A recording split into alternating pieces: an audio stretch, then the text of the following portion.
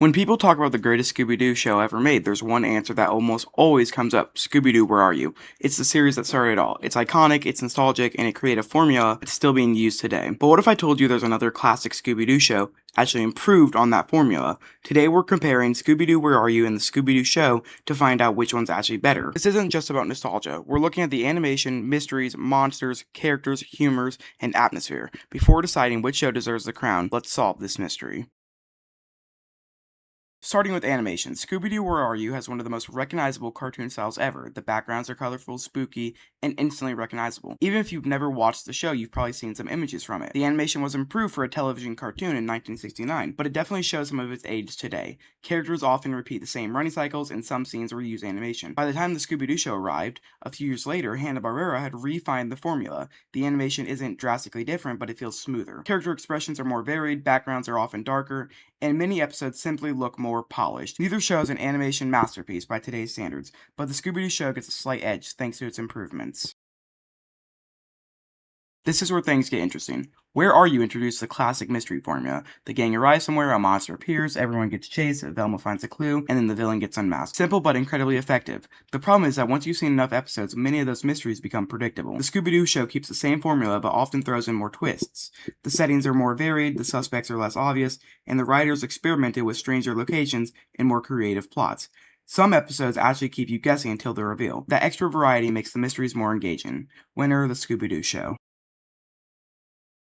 Scooby-Doo lives and dies by its monsters, and honestly, this category is close. Where Are You gave us legends like the Phantom Shadow, Captain Color's Ghost, the Creeper, Charlie the Robot, and Miner 49er. These villains helped define Scooby-Doo forever, but Scooby-Doo show introduced monsters that were often bigger, scarier, and more creative. The setting allowed for witches, sea monsters, swamp creatures, vampires, ghosts, and supernatural-looking villains that genuinely felt intimidating, while Where Are You has more iconic monsters. The Scooby-Doo show has a greater overall variety.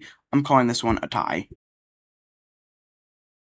The gang themselves don't change dramatically between the two shows. Fred is still the leader, Velma is still solving clues, Daphne still finds herself in danger from time to time, Scooby and Shaggy are still running from monsters. They also add Scooby-Dum, but something does feel different. By the Scooby-Doo show, the writers seem more comfortable writing these characters. Scooby and Shaggy's comedy flows better, the group's chemistry feels more natural, everyone has a little bit more personality. It's not a huge difference, but it's noticeable. Winner, the Scooby-Doo show.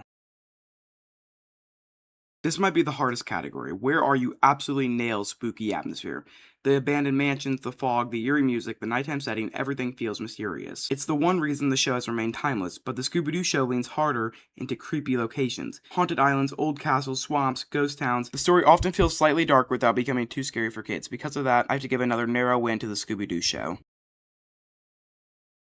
This one isn't really fair. Almost everyone grew up with Scooby-Doo Where Are You? It's the show that started the franchise. Without it, none of the later series would exist. Its theme song, classic monsters, and unforgettable episodes helped make Scooby-Doo one of the biggest cartoon franchises in history. For historical importance, nothing beats it. Winner, Scooby-Doo Where Are You?